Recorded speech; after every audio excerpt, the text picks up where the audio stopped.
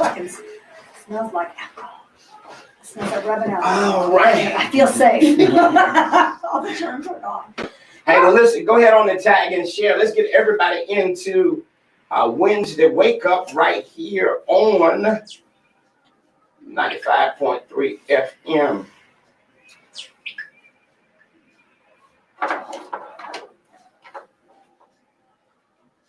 Did we end? Oh, God, we ended the broadcast. Did we? Are we live? No. Good, good. Can we be heard? Yeah, we are being heard. Great. Want to say good afternoon, and once again, welcome to 95.3 FM. We are live on our Facebook audience, as well as those of you who are tuned in to the broadcast on Hallelujah 95.3. We are live. Okay, so how are you, sir? It's been a while. I know. I had to show up today. It's been a while, but I'm looking forward to our conversation today. Absolutely, man. So much is going on in the course of the weeks, the days, and the months. First of all, we're looking at the fact that the governor has did an executive order saying No more masks. no more masks. You see what I have on? You have on a mask. I have on one too. I've got mine's right here. So yeah. So what's your thoughts on that? I mean, I think it's interesting. I mean, at this point, a good number of people have gotten their vaccine, so I But think we're we not need at to herd see it. immunity yet, It's dear. not. That means you gotta go get your vaccine. Yes, Telling ma'am. you. okay. I'm not letting up now that I know. So, Okay, so listen, let's look at so much that's going on, and we're having a little problem. Do you have any page? I do. Okay, I'm trying to get on my page. But those of you who listen to the broadcast, listen, first of all, we are excited about who's in the studio with us. So myself, along with Attorney Akbar, we're just trying to get things together because we got two powerful politicians sitting in front of us. And if we say anything wrong, they're going to make a motion to, dismiss us. But however, let us do this. First of all, let us give a special thanks for all of the staffs of all of the schools around here, because this is Staff Appreciation Week. Teacher appreciation. Appreciation. Yeah. And the Wednesday Wake Up Show with my host, Attorney Akbar, we adopted the Springwood Elementary School. Yes. So we certainly want to thank our sponsors who help support that school under the leadership of Miss Sylvia Williams. Want to thank Elite Automotive Consultants. That's Mr. Johnny House. Oh, yeah. Who's a friend of our broadcast and one who's constantly engaged in the community. Also want to thank Faithful Transit, Brother Shan Sykes, for his being a partner with us, and then Mr. Freddie Figures from the Figures Foundation, and of course, Mutaki Akbar for the support that they gave to the adoption of that school for their Staff Appreciation Week. So with that being said, man, we got an exciting show, and there's so much that's going on around our city, our county. Charlie Crist announced that he's running for us. Charlie Crist is running for governor, that's exciting, man. It is exciting. I mean, and I'm sure will there be more names that will come forward? I'm sure it will be. I mean, and hopefully it will be, but I'm sure it will be. I think what we saw, and we'll talk to our state rep, Allison Tan, about it in a little bit, but what we saw went on in the session this year was dangerous. reckless. It's scary, it's reckless, Mhm. and vindictive, and everything else that you could put a negative connotation to it. And I think it shows that it's necessary for us to have new leadership at the top, because most of what we saw came from the top. It was directions from the top, and the people on the floor was just kind of following those directions. So I think it's important that we get somebody at the top, even though the state reps, the state senate, the senators, and everybody's still going to be Republican controlled.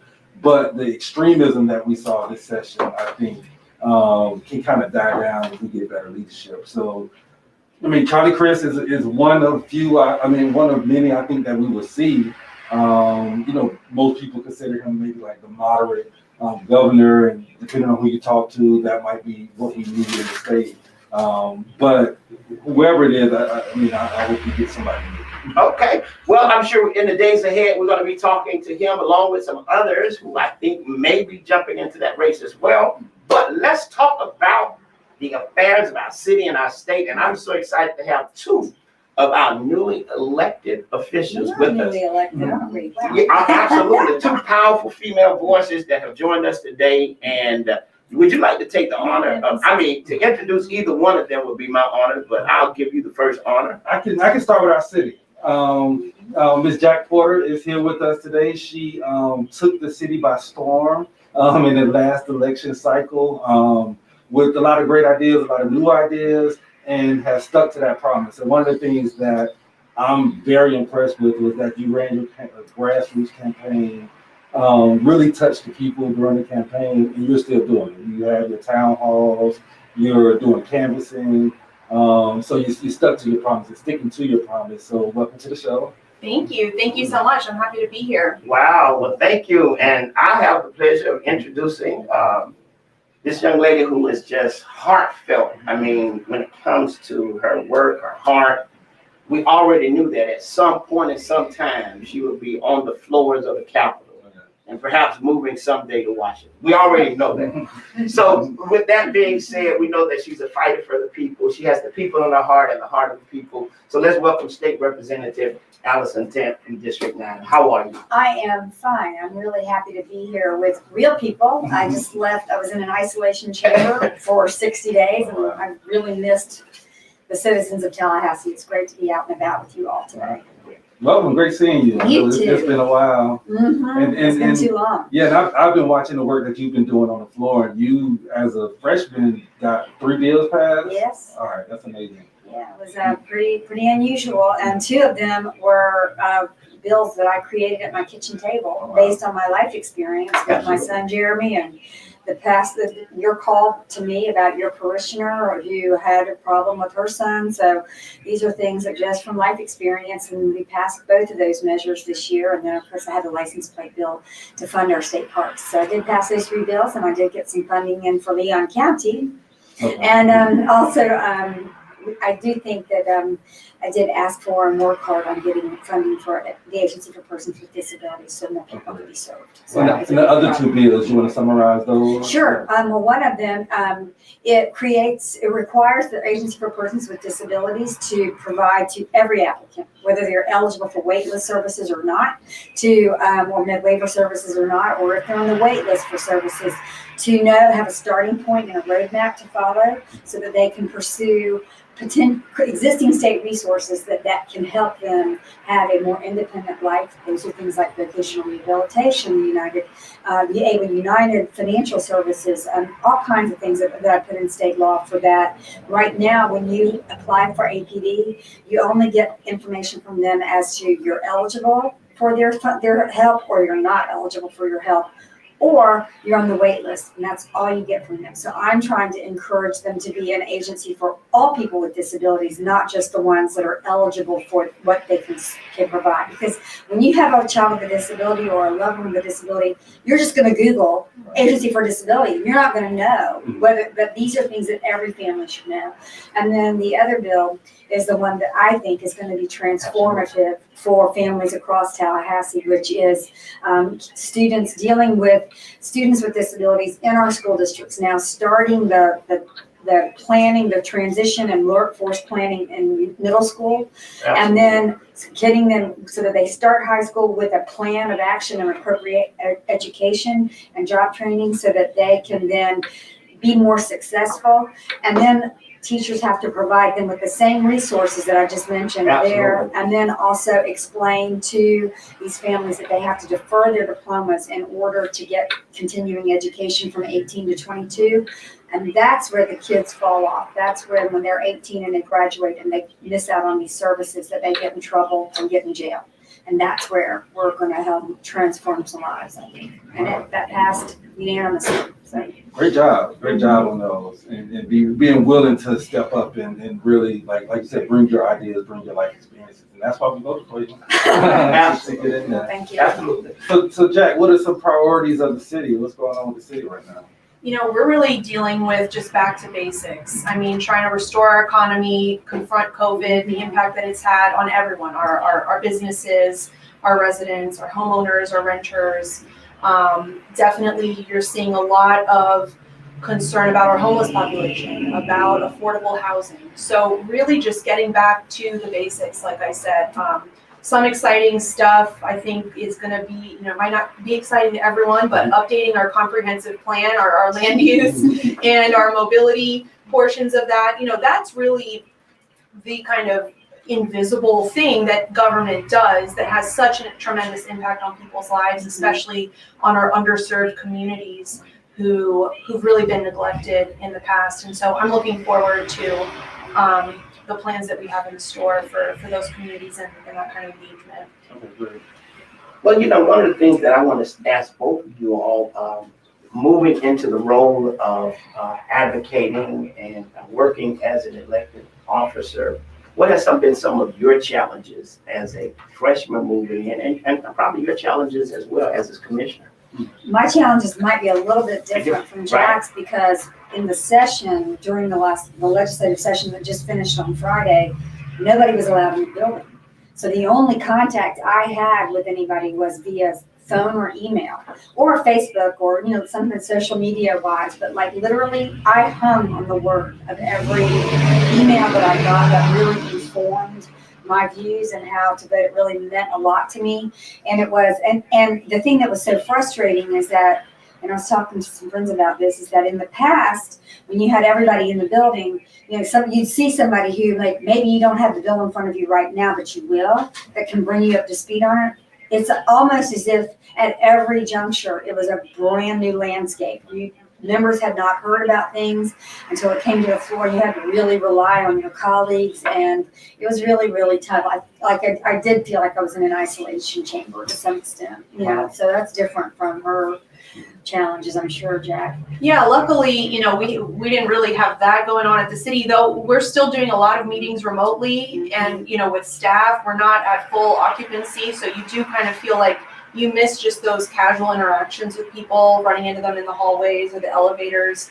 But I would say, people resist new ideas. People resist trying different things. And sometimes there are good reasons for that. But sometimes we really need to just take a look at what we've done and say, hey, I don't know if this is working. What do we have to lose by trying something different? Change is scary. Change is scary, and you don't want to be reckless when you're proposing change, but you've got to be bold. And so I'd say that that's something that's difficult. And certainly, being the youngest member of the commission, being a young woman, coming from a different generation, I hope that people who are listening, no matter what your background or your age or experience, that that your voice matters, and that was a mandate given to me by the people, and that's what really, no matter what difficulty I face, that's what keeps me going. Wow, that's powerful. And one of the areas that we saw, like the state and the city intersect, was this legislation dealing with the anti-protest, because I think a lot of that came from the activity that was going on in Tallahassee. I think the governor was looking at the news and said, what do I need to do to stop this mess? The bill passed. The bill passed, Yeah. and it's funny, I just sent out my newsletter yesterday or day before, and I did get one gentleman who wrote back and said, I can't believe you voted against the protest bill. And so I responded back and I said, well, there's several reasons why I voted against the bill. Not that you're necessarily interested, but I'm going to tell you why anyway. And they range from the fact that now the definition of what a protest group is 3 people. Wow. And, something goes south. I mean, my daughter, who is just now 18, could show up to an environmental support day and something goes south and suddenly she's a felon. She's arrested because she's part of the group. And then, the other thing I told him is that already, it's already a violation of the law to cause property damage, to loot, to physically assault somebody. To have permission to run over somebody is not what I think is lawful or should be. And then the other thing I told him is that Tallahassee, because we're the seat of state government, we have all the protests come here, particularly during session, although it's not last session. So we are more fiscally vulnerable than any other community in the state. And so that's why I voted against the bill, along with the fact that most of my constituents showed up to speak against it, and most of my constituents were the ones that were leading the charge. And so I have to listen to the people who sent me here, right? That's kind of what I mean is I I literally hang on every word of the constituency that sent me here. It really matters to me. So that's why I voted against the bill. And I expect there will be legal challenges to it. I think that's going to be pretty quick here. And I don't know. From the people that I know who are legal scholars, they tell me it's unconstitutional. We'll see what the courts say. Of course, there are different courts than there used to be, but we'll see. You know? And the question is going to be, how does the city respond to it as well? Is the city, and I know you're one vote up to 5, but the city might have to say, okay, we'll be the test governors. We'll be the ones to reduce the budget for the police and see if we get a challenge from the governor and then challenge that legally. Right. You know, like, what's your position on it? Like, how does that bill impact? Well, you know, I certainly expect there to be legal challenges, and I hope that they prevail. I think it's an absolute overreach and, you know, a total overreaction to what were by and large peaceful protests. Mhm. I think that, you know, ultimately, I would like the city to push as hard as we can to protect our protesters, to protect our community, and to protect their right to protest. So I know there are some concerns that have already been brought up to the city about some of our permitting policies for protests that are on city property or public property. That's something that's been a concern. I think, you know, we still haven't really reckoned with, you know, the Tally 19, and how we need to make changes to our law enforcement community to address the crime that there is, to address our public safety issues, to build those bridges. So I think we've got a long way to go, but ultimately we have to be the safeguard of democracy, the safeguard of our constitutional rights, and whatever we can do, I'll support doing. You know, I mean, as we sit here, attorney, and listen to the voices of these two powerful young ladies who are representing us in various aspects of our government, one of the things that I would like to just ask, and Representative Allison, we can start with you, is that when we look at all the gun violence, police reform, when we look at that, and I'm sure there's been so much discussion at the Capitol this session about it, what do you feel that the community at large must do to help bridge the gap between our law enforcement and our community? Well, obviously, I think building trust, you know, I think that the Kahoot style, you know, the mental health, you know, task force that we just announced, I think, or just enacted recently is a really good step. I think community policing helps. Obviously, it's all about relationships and trust, and I think that's going to be the biggest thing. In terms of the legislature, we did pass some policing things right in. Representative Fentress Driscoll was the spearhead of that for our legislature. She's a Democratic woman of color who's really bright. I see her as a potential attorney general at some point in her future. She kind of spearheaded that bill for us, but we also did have a very difficult police bill, gun bill, which preempts our counties and cities from being able to do things like stop guns in public parks and stop gun ranges in neighborhoods, you know, like, so that is a real frustrating. I voted no on that bill too. I sent out a newsletter this week, and the first part was, I voted no on this. Did you see it? So I felt like saying, well, I did vote yes on a few things. So, but yeah, it was just a really tough session, and a lot of things that my constituency and the vast majority of Floridians, I think, feel like were completely cast aside. Jack, your thoughts? I think that public safety is something that I hear about constantly. I heard about it during the campaign. It's absolutely got to be one of our number one issues.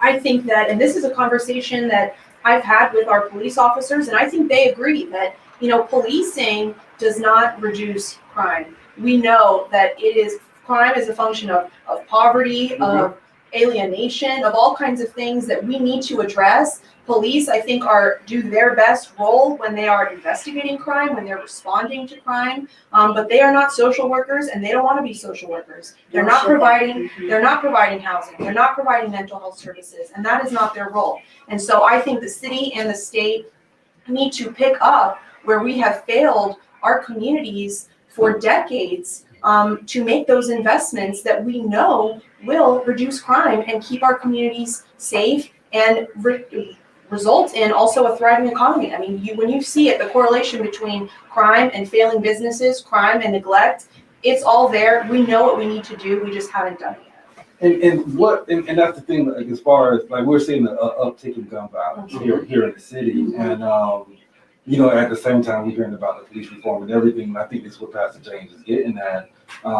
We need to do something about it. It's specifically in the Black community. Absolutely. Black boys, are killing each other, at an alarming rate. We've seen it year after year. But what can the city do? What can the community do? What can the state do, to even impact those numbers that we're looking at? Well, I mean, I think that there's a lot of different ways we can go. I keep preaching of affordable housing, investing in our parks and recreation, our programming, connecting communities to each other, providing those economic opportunities and growth opportunities, making sure that even things as basic as access to public transit, the things that everyone needs, it does have an impact. And that's what we see in communities all across the world, that it's not necessarily the thing you think is most connected to crime, but it really makes a difference. When you're just talking about someone's entire health and well-being as a person, that's where you see the greatest gains and the investments that our local governments can make. It's amazing you said that, because just the other day, Attorney Akbar, I was driving in a community. It was early in the morning. And as I drove through it, I saw all the trash. It was like a whirlwind of garbage. And I wanted to go back and video it. And I said to myself, when the child walks out the door and see all of this, what does that do for him mentally? What does that say to him? It says that here I am, and the only way out of this is that I've got to follow the path of what I see. Correct.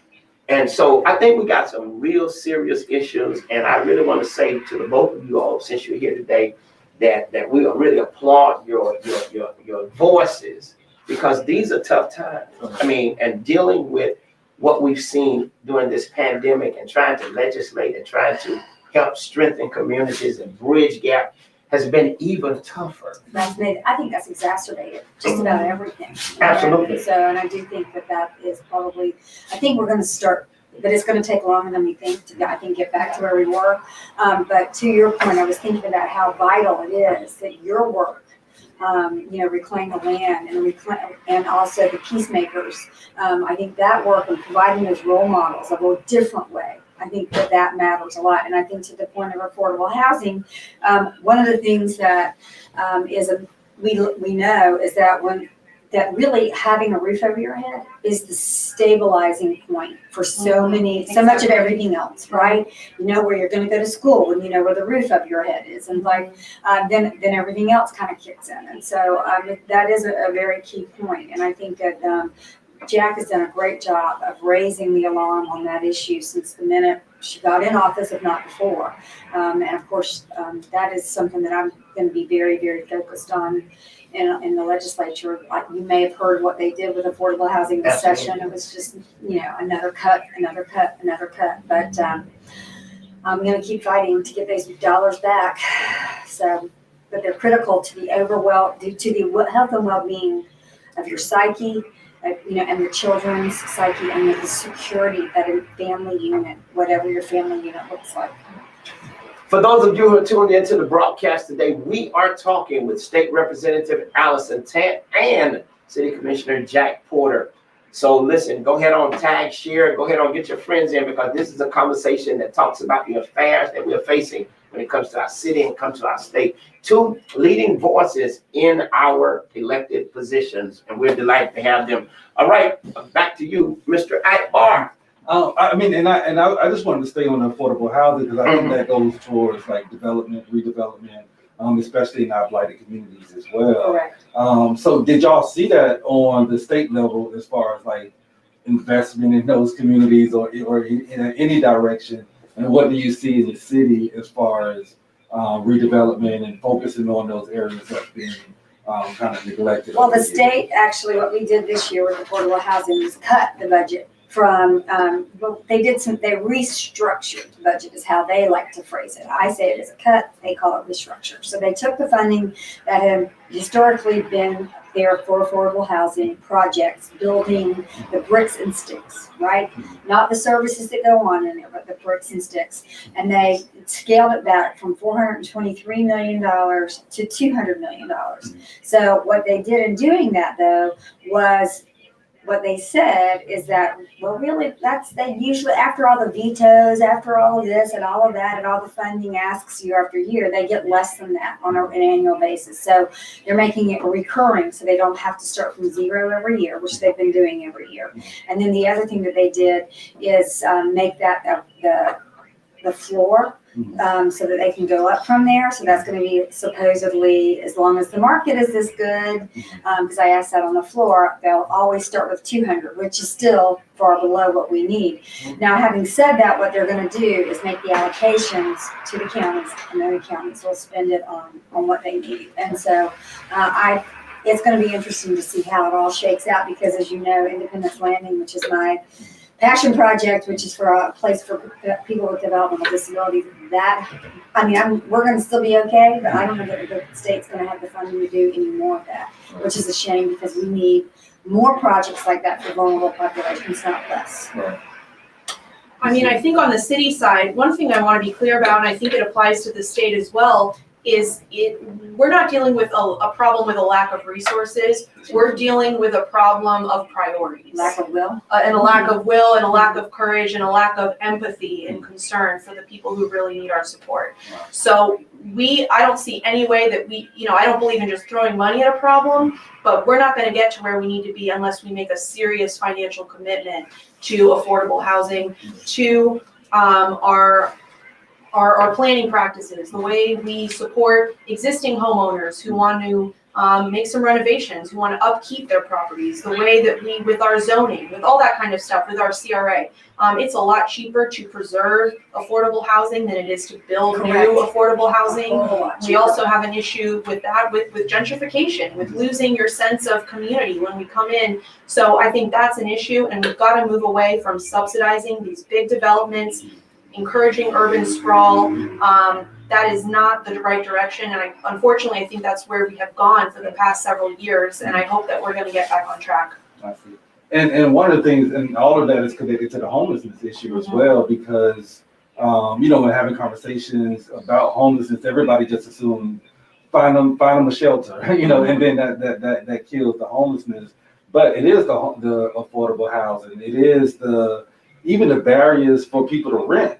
Felons can't even rent. It's access to jobs, it's access to schools for children, because if you don't have the ability to know where your child is during the day, you can't work. Right. If you're worried about your kid. And you And then it's the housing. It's like it's multi-level. It's the food shelter, thing that we've always talked about. But I think we're in a unique space, and this is one of the things that people say that COVID is a blessing. And I hate to use that word, but it's tons of money that's coming in. It's shined a light on the needs, and it's shined a light on the needs, and it brought resources.